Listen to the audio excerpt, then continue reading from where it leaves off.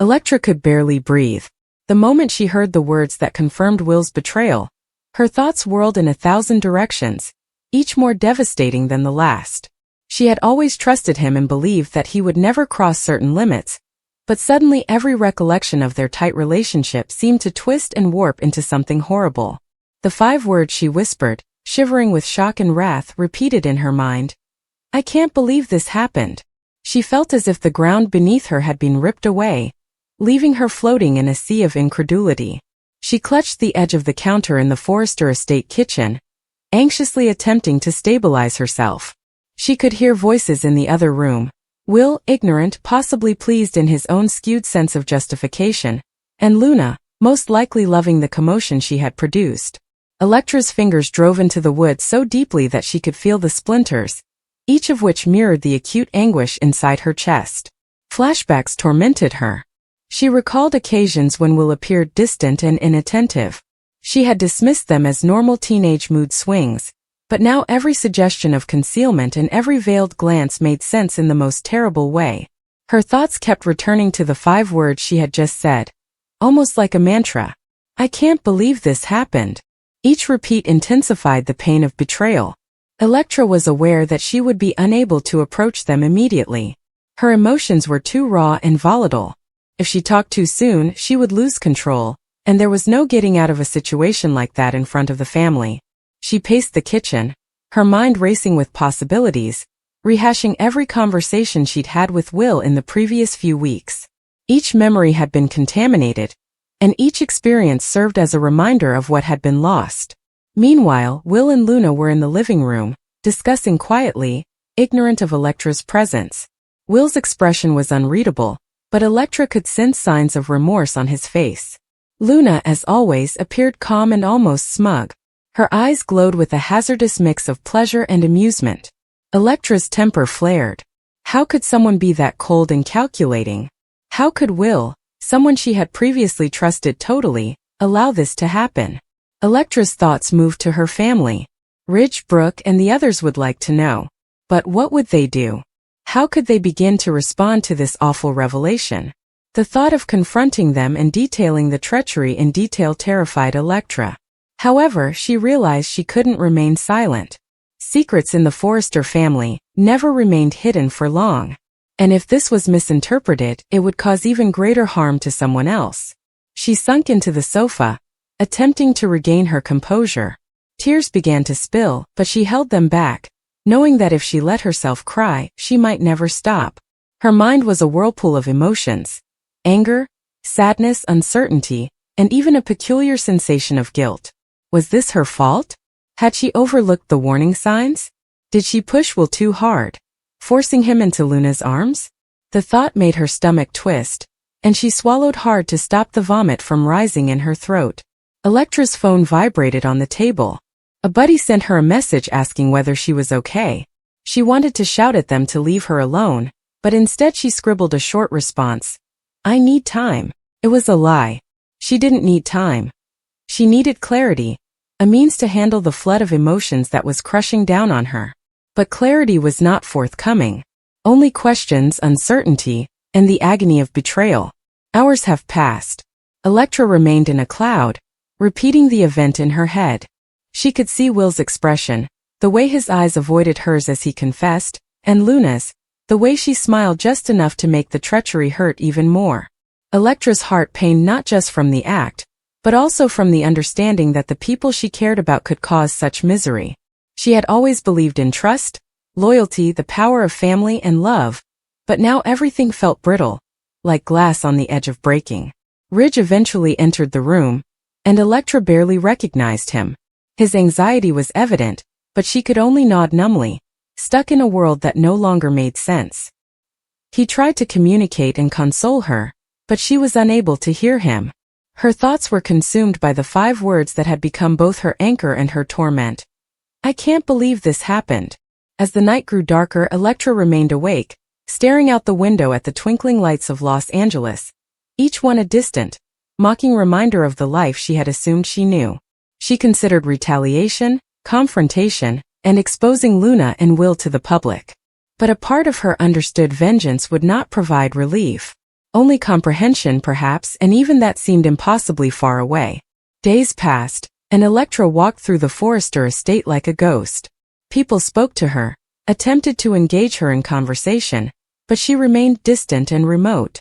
Her friends and relatives noticed, and while some attempted to reach out, she kept them at arm's length. The betrayal had left a profound wound that would not heal fast, and would remain as a continual reminder of the fragility of trust. In her times of seclusion, Electra focused about her love for Will. She had loved, cared for, and believed in him. That love now seemed like a two-edged sword, stabbing her even as she held on to memories of brighter times. The 5 words she said became a song in her head, a reminder of what had been lost, and what she now had to traverse alone.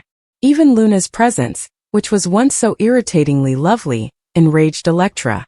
She despised her for what she had done, the ease with which she had manipulated Will, and the fact that she looked almost proud of the destruction she had caused.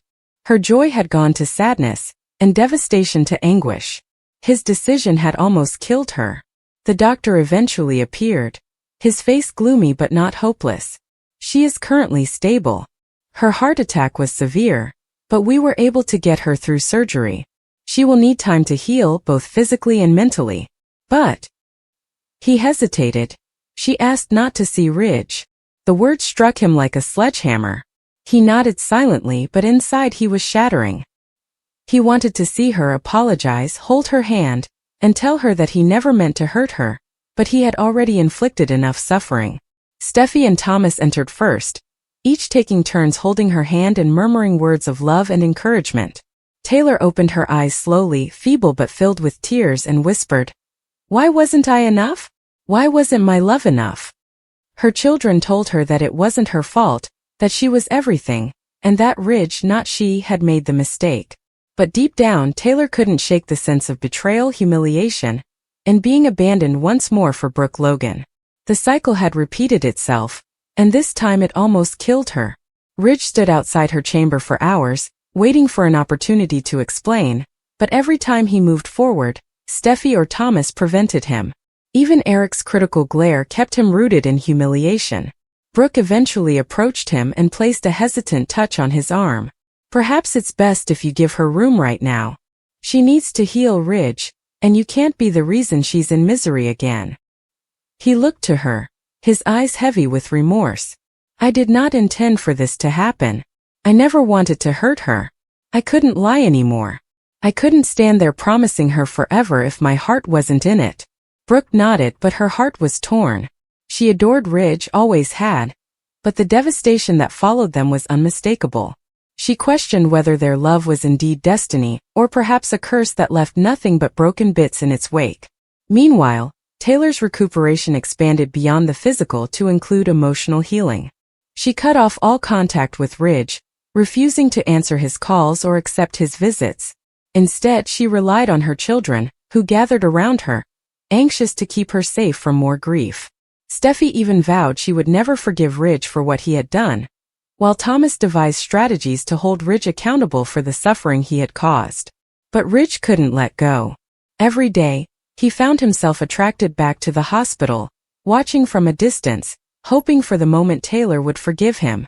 However, each glimpse into her room reminded him of the ramifications of his decision. He had shattered a lady who had always loved him wholeheartedly, and the remorse would never leave him. The family had fragmented in ways that would take years, if ever, to heal. Taylor's heart had been injured not only physically, but also emotionally, and while she survived, the wound from that day would never entirely heal.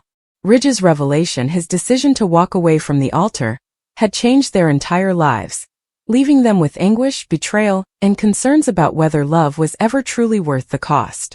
Taylor lay motionless, her face pale against the stark white sheets, her breathing slow and steady. The physical frailty fatigued her, but the emotional weight nearly suffocated her. In her quietest moments, when Steffi had dozed off in the chair near her bed and Thomas had gone to buy coffee, she allowed herself to cry. She had been humiliated in front of her family, children, and friends, and the man she loved had looked her in the eyes before choosing another. The betrayal played over in her head like a never-ending loop, with Ridge stating he couldn't marry her and Ridge admitting his heart belonged to Brooke. Every syllable pierced at her chest, like the leftovers of the heart attack that almost killed her. Outside the hospital gates, rumors circulated rapidly throughout Los Angeles. Employees at Forrester talked about the ruined wedding, tabloids reported on the turmoil, and outsiders speculated about Brooke and Ridge's reconciliation. Taylor's children saw headlines that only added to their anguish. Forrester groom leaves bride at altar. Ridge runs back to Brooke. And Taylor Hayes' heartbreak ends in hospital. Steffi ripped one of the magazines to shreds when she found it on a waiting room table, her rage boiling over. "This is disgusting," she exclaimed, her eyes welling up with wrath. "They act as if this is fun. My mother almost died, and they're treating it like a soap opera." Thomas clamped his jaw and knuckles tight. "They have always regarded us like characters in their story. Ridge and Brooke's epic love or whatever they call it. And we are simply collateral damage. Not anymore. I will not allow him to injure her again." Steffi gazed at him, her expression echoing his determination. "Then we keep him away from her. We will defend her. She deserves peace. She deserves someone who chooses her, not someone who repeatedly breaks her heart." Ridge, meanwhile, was drowning in guilt. He couldn't sleep or eat, and all he could think of was Taylor fainting in front of him. He replayed it endlessly. Her bouquet falling, her face turning pallid, her body crumpling to the floor. His words had done this to her. His hesitancy and unwillingness to cut ties with Brooke had caused her irreparable harm. Even when he attempted to tell himself that he had been honest and that marrying Taylor under false pretenses would have been worse, the guilt persisted. The truth had not set him free. Rather, it had bound him with remorse. Brooke attempted to console him, but even she struggled with the weight of it. She loved Ridge, but their bond had once again caused heartache. She paid him a late-night visit and found him sitting alone in his darkened office at Forrester Creations, staring blankly at old sketches. "Ridge," she said softly, "you can't keep torturing yourself like this." He did not look up. "She nearly died, Brooke. She almost died because of me." "You did not cause her heart attack," Brooke murmured gently, though she wasn't sure she believed it. "The stress, the shock, yes, it played a role, but the doctors said." He interrupted her off, finally raising his tormented gaze to hers. "On her happiest day, I told her that I didn't love her enough. What type of man would do that? What kind of man would destroy a woman who has supported him, forgiven him, and given him everything?" Brooke's throat clenched. She reached out and brushed his fingers, but the touch felt timid and uncertain. "You are a man who followed his heart. This does not make you harsh." Ridge drew his hand away and leaned back in his chair. "Does it? Does it make me selfish? Maybe I should have gone along with it, given her the happiness she desired, even if my heart wasn't there." Brooke shook her head firmly. It would not have been fair to her. A marriage built on lies isn't a marriage at all. Taylor needs someone who loves her completely and without doubt. You could not give her that. At the very least, you were honest. Her comments were sensible, yet they provided Ridge with little comfort. The truth had almost killed Taylor, not saved her. At the hospital, Taylor gradually regained strength. She began physical therapy, and while her body healed, her spirit remained fractured. She avoided conversations about Ridge, shutting down whenever his name was mentioned.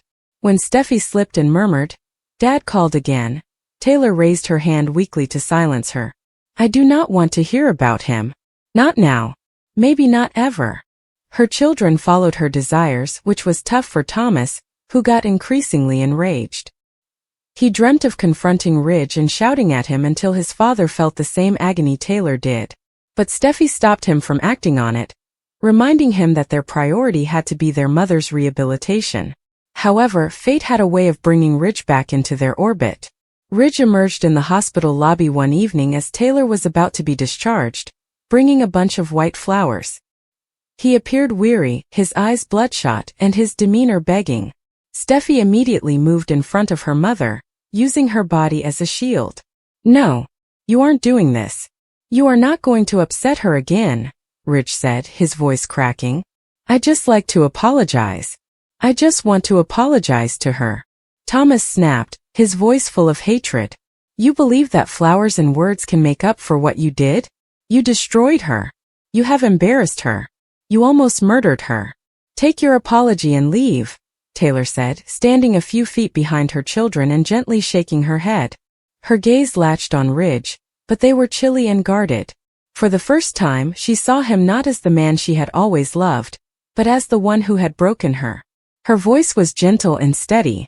"Please go, Ridge. I do not want to see you." The words shattered him. He stood there, gripping the bouquet, until the stems shattered in his grasp. His lips parted as if he wanted to beg, fight, or say anything to get her to stay, but he knew it would be ineffective. The damage was done. He slowly turned and went away, abandoning the lilies on a chair in the foyer. Taylor's recuperation took several months. She refocused on her practice, putting herself into assisting her patients while concealing her own grief deep within. Steffi frequently urged her to relax, but Taylor found solace in aiding others through their difficulties. She may have understood heartache, loss, and betrayal better than anyone. If she couldn't heal her own wounds, she'd try to help others. However, late at night, when the home was quiet and her children were asleep, Taylor would sit alone, glancing at old photographs of herself and Ridge. She wondered whether she'd been naive to think things could end differently. Ridge's pattern had always been the same. He would choose her, then falter, and then return to Brooke. And every time she let herself hope it would last, she always paid the price. Meanwhile, Ridge and Brooke's reunion did not go as well as they had expected. The shadow of what had happened hung over them continually. Ridge grappled with guilt, while Brooke battled with doubt. Every time Ridge looked at her, he remembered Taylor laying in that hospital bed, pallid and weak. Every time Brooke reached for Ridge, she heard Steffi's claims that she had ruined Taylor's life. Their love, once passionate and intoxicating, now felt frail under the weight of repercussions. Eric, too, expressed dissatisfaction. In a rare display of sternness, he informed Ridge, "You've torn this family apart again. You think that following your heart excuses anything, but there are consequences, Ridge. You didn't just break a woman's heart, you also broke your children's respect for you." Ridge was disturbed by these remarks as much as Taylor's rejection. He realized he had lost more than just Taylor. He had lost his link with Steffi and Thomas, possibly for good.